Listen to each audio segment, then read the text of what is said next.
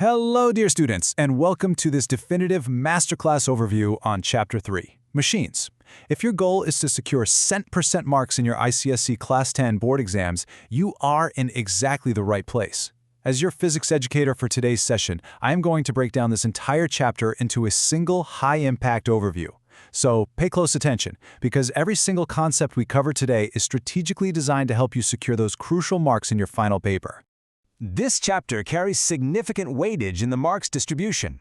Here is our structured roadmap to absolute mastery today. We will cover 1. Fundamental physics definitions. 2. The mathematical relationship. 3. The three classes of levers. 4. Single pulley systems. 5. Block and tackle systems. And finally, 6. The board exam numerical approach.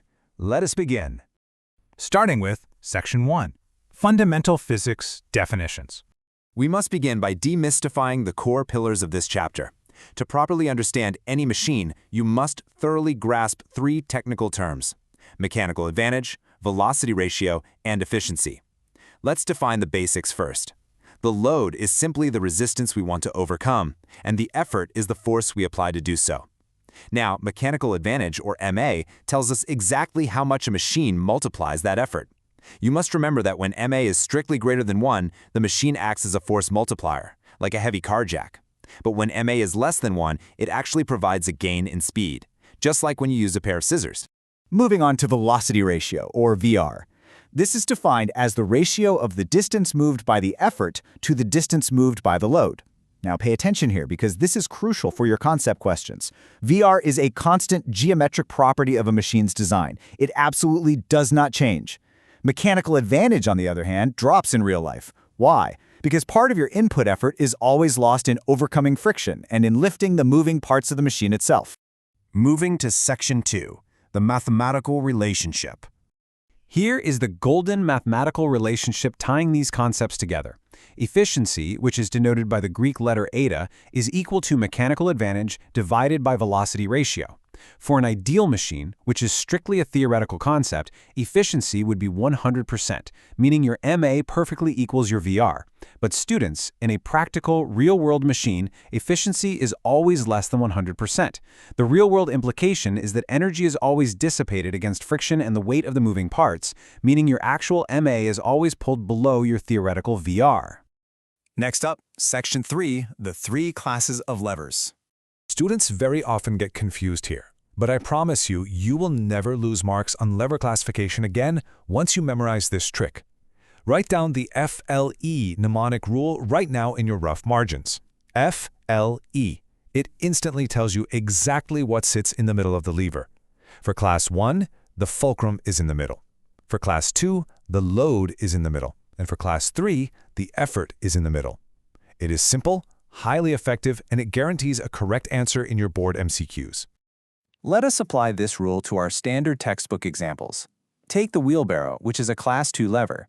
Because the load sits directly in the middle, the effort arm is mathematically always longer than the load arm. Thus, Class 2 levers will always act as force multipliers with an MA strictly greater than 1. Now consider a pair of tongs, or the human forearm. These are Class 3 levers. Here, the effort is in the middle. This means the MA is always less than 1, which strictly provides a speed gain. Proceeding to Section 4, Single Pulley Systems.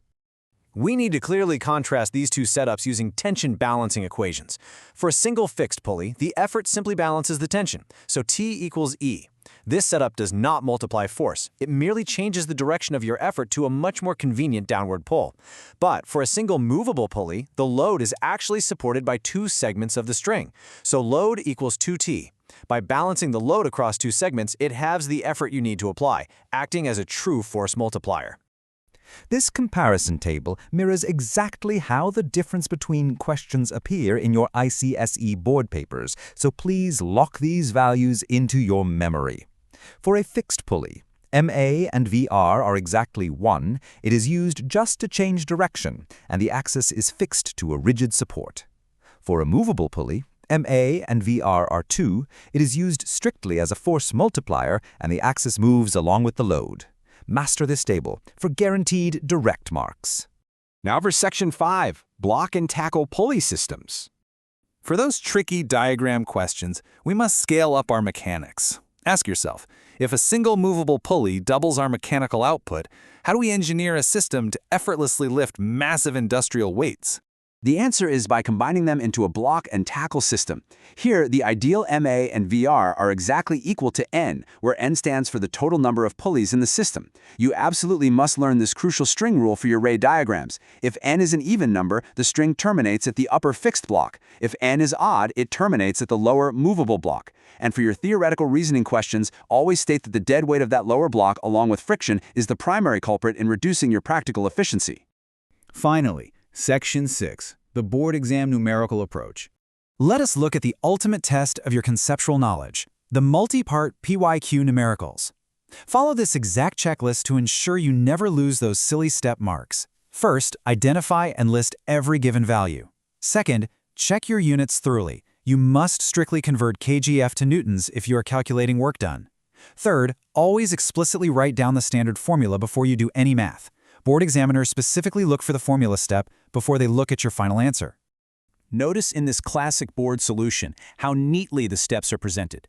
By explicitly stating MA equals load over effort, and then writing efficiency equals MA over VR, before finally plugging in the values, the student perfectly secures all step marks.